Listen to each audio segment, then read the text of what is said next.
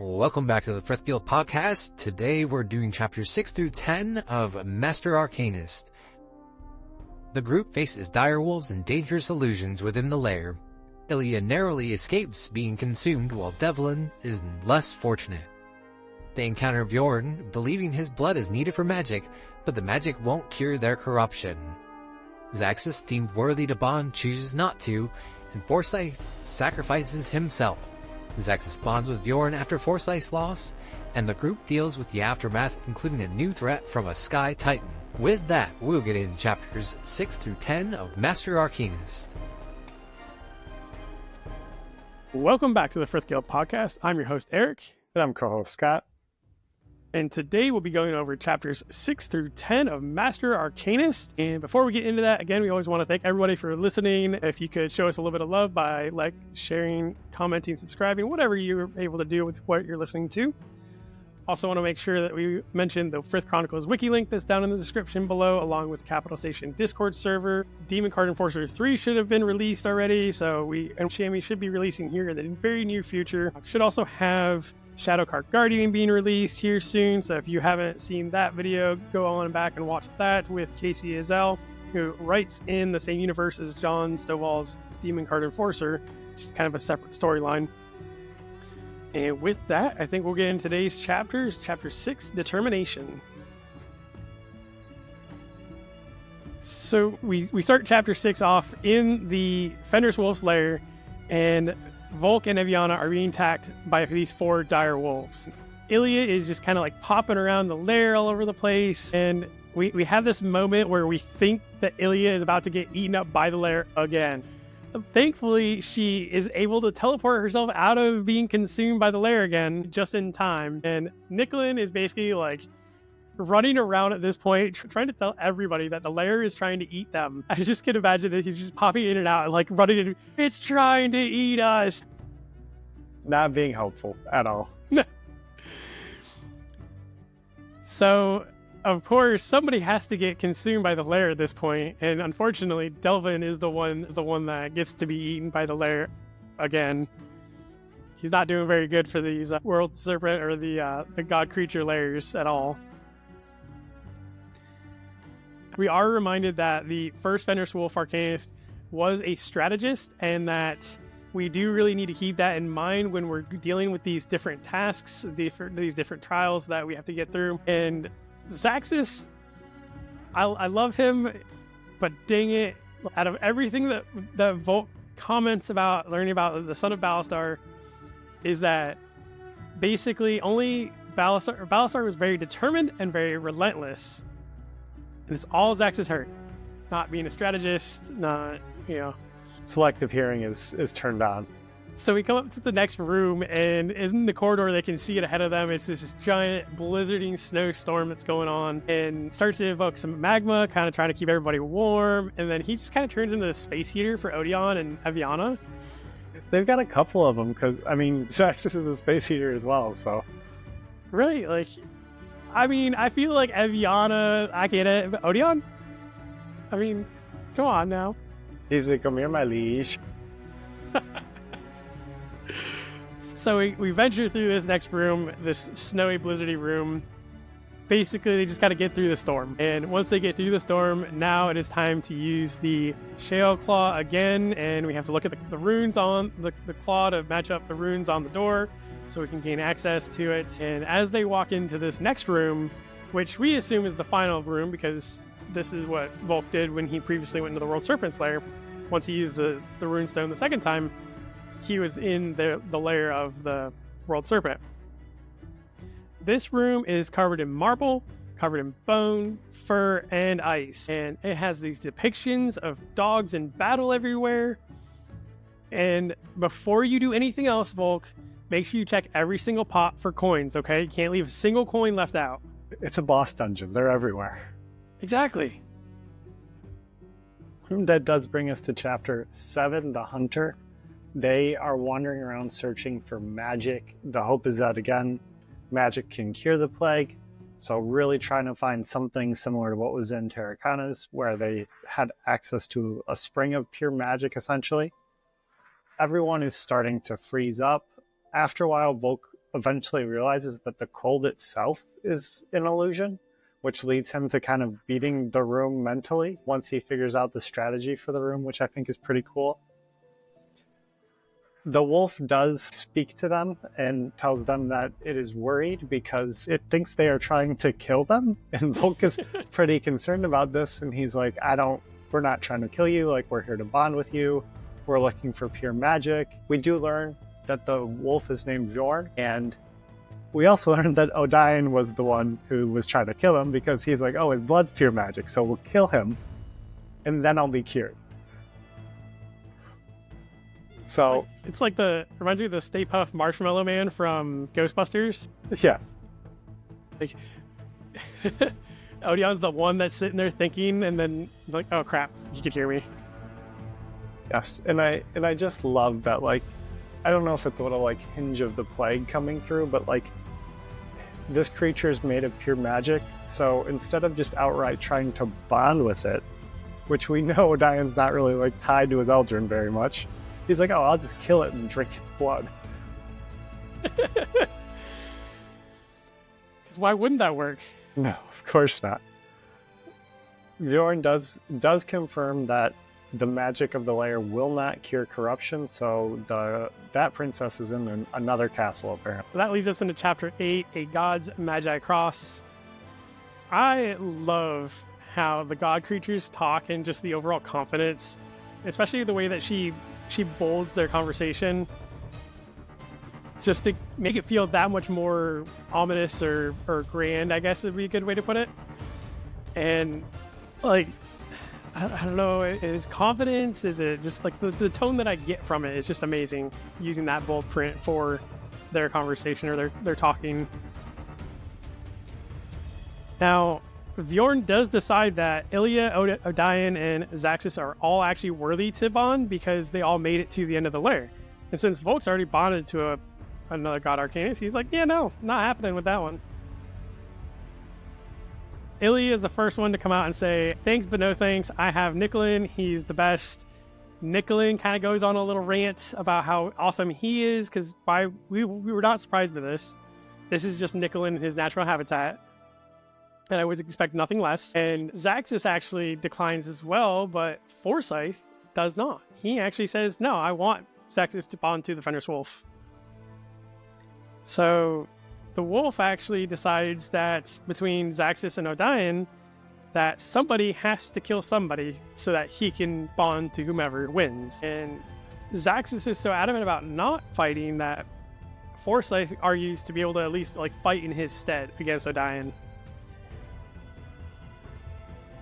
This is one of those times where we had it a lot with Luther about how determined he was with Volk, about making sure Volk succeeded, and we don't see a whole lot with Forsyth and Zaxis, but this is one of those moments where we see Forsyth talks about how he's glad that he's been his Arcanist and that he's absolutely determined to not be the reason why Zaxis does not achieve greatness. Again, you don't get a whole lot of heartfelt moments between Zaxis and Forsyth.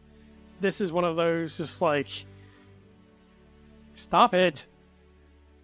Stop playing with my emotions.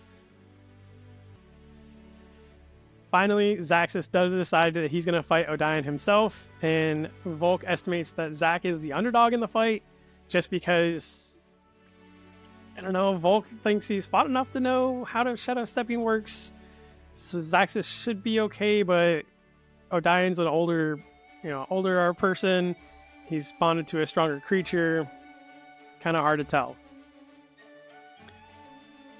Opening move to the fight, Zaxis just comes up and lands a solid blow with a superheated right hook, and then he gets cut by the two-handed sword. And this is where we're like, oh my gosh, like everything's going crazy now. So Zaxis just keeps on evoking his flames, trying to cause some steam to make some fog to give him a little bit of an advantage. That brings us to Chapter 9, the Fenris Wolf Arcanist. So as they're battling, Zaxis is getting pretty beat up. He's fairly battered. Odion is mostly unscathed. Zaxis does figure out that he can use his fire almost towards the ground, which prevents the shadows from coming up, keeps Odion from shadow stepping around. He does get the upper hand on Odion, is about to essentially knock him out, but shows mercy. And this is the second time Odion's been spared in a battle to the death, which I thought was pretty funny because he keeps losing battles to the death, but cannot die.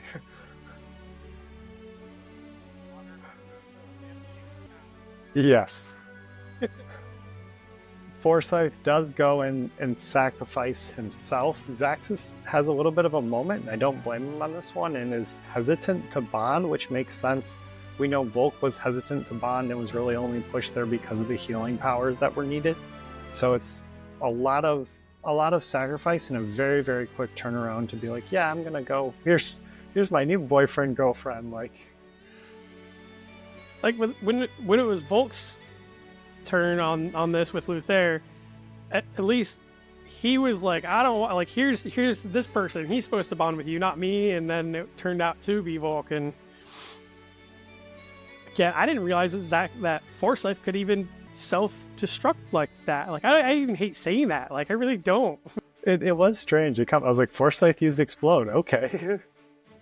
Yeah, like, holy crap. Like, I didn't. Is this a Phoenix only kind of thing? Is this every creature has that ability thing? Or like, I don't want to know, because I don't want to know that everybody can just, have that happen. But that hit in the feels, because Zaxxas definitely did not want that to happen. And Forsyth was like, no, bro, I got you one more time. So in chapter 10, Two Pillars of Light, again, we get hit super hard in the feels, losing Forsyth. Dian was not waiting for anybody else to kind of lick his wounds and walk away with his tail between his legs. Get it? The wolf reference. Ta-da. I'm so sorry for you, everybody. So Zaxxas does agree to bond with Bjorn, and again, they have to go to the sky, open clear sky, to bond themselves. They do the whole Pillar of Light Super Saiyan moment thing with everybody, and it reminds Volk of the Isle of Ruma's pillar. And he kind of thinks back about, was that why it was modeled after the other god creatures bonding previously? I don't think Ruma would have been alive at that point. I mean, we know he's old, like he was old, but I don't think he was first world arcanist or first god first creature. Generation. Yeah, probably not. It would have had to have been like Tales of Legend that he was modeling after at that point. I imagine so. I'm betting that that's probably what it was, is that there was some kind of legend or something he had known about and modeled that, would have constructed it out of that.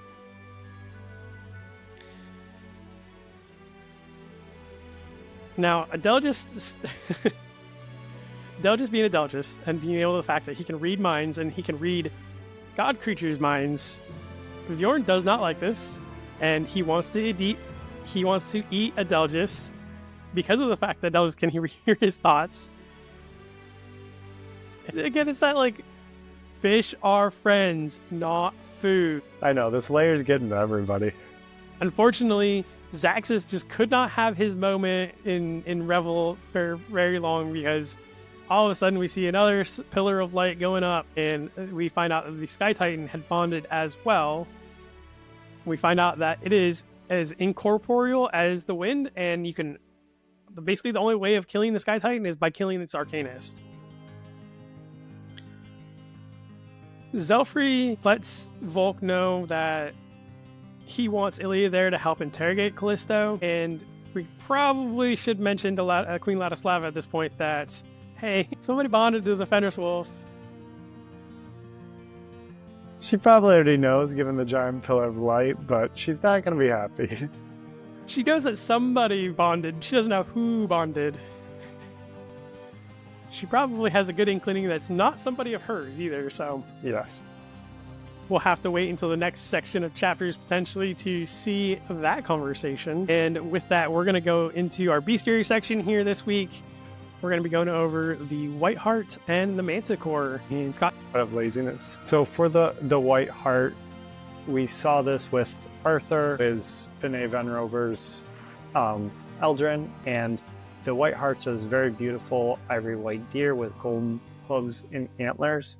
They're very, very majestic creatures with bright golden or blue eyes. For their Trial of Worth, you get to play hide and go seek with one, which I think is very fun. They hide in a dense forest, and the first person to find them gets the right to bond. They are a tier 3 creature and do reproduce through progeny, living in forests, but they do only breed every 5 years, so not frequent. They are able to evoke mist, so it's a thick and often opaque mist. It's harmless, but does impair the ability to see, and it can be destroyed by fire or sunlight. They are also able to manipulate sound, so this makes them creatures very, very stealthy, just because you can't hear them walking, hear them moving up on you, and they are able to augment invisibility, so turn themselves or others invisible, making them pretty much master stealth. Can't see, can't hear, very hard to find. When they imbue, it does create a mental fortress, which immunity to mind controlling effects. Their aura, they have a forgotten aura, so it becomes a thick white fog, and those nearby tend to forget about the Arcanist or about the White Harrow themselves if they've never encountered them. As soon as they look away or blink, they forget about it, and this gradually recovers these memories, but it can take up to a month to get them back. They are innately immune to mind controlling abilities and can essentially step a few inches above the ground, which makes them practically hovering and therefore not leaving tracks on the ground. So even while carrying people, they can do this. The Arcanists don't gain the ability, but it is something else for the Eldrin that makes them even harder to track and find. Their true form type is Virtue, so embodying the ideals of friendship. And once they do, the hooves themselves become mist and the antlers become very, very translucent. They also do gain the ability of flight, so being able to actually walk on air or stay in midair. It doesn't require any specific weather, but it still is associated with that. Wind can affect them, and other things that are in the air can affect them. They are extremely hard to find given their stealth abilities, so many consider them to be associated with spies or assassins, and they are often based on European legends of incatchable white deer, so something else that was also very hard to catch and often left no tracks.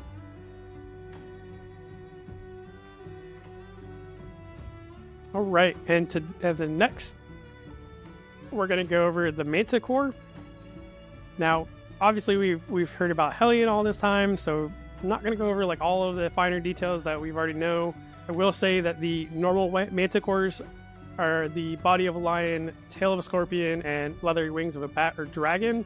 These ones typically have a red, black, or white mane. Their eyes are typically filled with bloodlust, and they have a mix of lion paws and human hands, so their hands are really super weird, but typically they're coloration of a lion.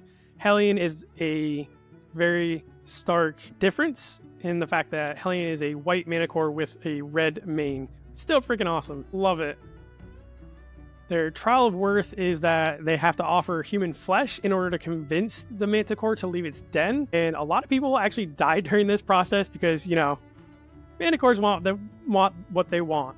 So if they don't like what you're offering, they're just going to eat you instead. Now, these are tier 3 creatures. My guess would be you have your bottom tier 3, your middle tier 3, your upper tier 3. I would say they're probably tippy top tier 3 just because of how massively strong they are. They do reproduce through progeny, and that they basically live in the desert sands and make their dens within deep crags out there. They only mate after consuming human children. So if you live in the deserts, keep children inside within sight. Yes, exactly. Now, Manticores, something that we don't ever actually really see is that they can manipulate sand, and their Arcanists can manipulate sand as well. They can actually move it, they can make it hard, or even cause it to become quicksand. And this is a really cool thing that we don't ever get to see with Callisto. I don't think it was ever brought up. Do you remember anything? I don't think so. They're never really on a beach. Yeah, I guess the ocean's probably as far away from the beach or from the desert as you can get, except for going to New Nora, but So their augmentation is their strength. Again, we all know this, that Callisto is super strong. We know that Hellions is super strong, except for when he's playing with the Griffin Cub. And I'm blanking on his name now. I don't remember. When he's playing with the Griffin Cub on the ship, they are besties, and Hellion draws back the strength, so that way it doesn't worry about it. Their evocation is that they evoke hunger, and basically it affects all of their magic, and this is like a mind-altering perception that typically causes the Manticore's prey to venture from safety in search of a meal. So basically they make their victims super hungry and decide to instead of staying in their cave, wander out, and that's how the Manticores get them. Now, when we talk about imbuing with Manticore stuff, basically when the magic is used to imbue items, it grants the user increased celerity and strength. Their aura is Predator, basically able to engulf the area in a sense of foreboding, and all magical creatures in that area feel very lethargic and very tired. Their magic wanes out, they become weaker and weaker, and after a few weeks of this, most mystical creatures and arcanists that are tier 2 and below won't even be able to fight back if they're attacked. So some innate abilities we see quite a lot with Callisto, especially when we're first finding out about the plague. And Callisto's like, yeah, let me take a shot of that blood. I don't know what it is, but YOLO. Thankfully, he's immune to blood diseases because Manticores are man-eaters. They are also extremely strong, and they have a much improved agility. They also have venom that can inject into other people that basically cause magic to not be able to work for a short period of time. And we saw this with Zelfree getting stabbed, and then we saw Mother of all Shapeshifters had that thorn in her. And they are super good at hunting. Go figure. They have the ability to sniff out prey and like a skilled bloodhound. Now, their true form is a Gaius, which means their Arcanist has to complete a task in order to achieve it. And their true form task is that they have to feed on 5 different colored eyeballs from 5 different children in order for their Eldrin to transform. I don't know why, when I read this the first time, that it had to be from 5 different children, I was kind of like, well, but most people have the same colored eyes, so it wouldn't count anyways. Then I thought about people that have the heterochromia, is that what it's called? The 2 different eye colors. So like, I guess it's not as bad for that unfortunate person that has heterochromatic eyes. Their true form appearance is that their head becomes a human. They get a white face mask that covers over their human-like face, and their mask that changes its expression based off of how it's feeling. We all remember how creepy that was from Hellion. We also see that the fur becomes a brilliant white, and the mane remains whatever color it was before. So I guess with Hellion, its true form is white color, but then he had a red mane with his normal body.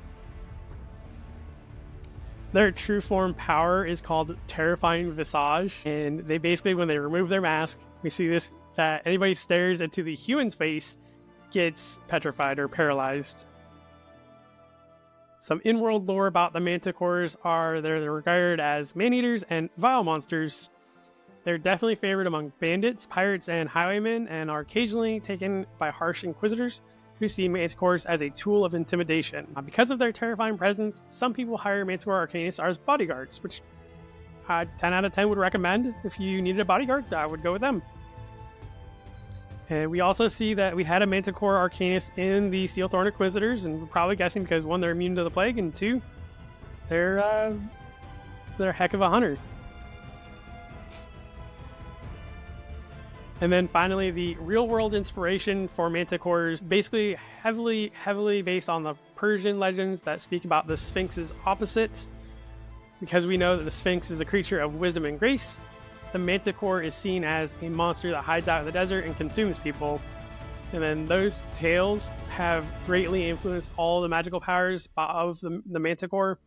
It's not often seen where the mystical creature that she's basing, or the real world inspiration that Shammy has, we don't see that all of their abilities or magics translate over into her series. This one is one of those exceptions that very heavily was based on. So with that, we want to thank you guys for listening to this week's episode.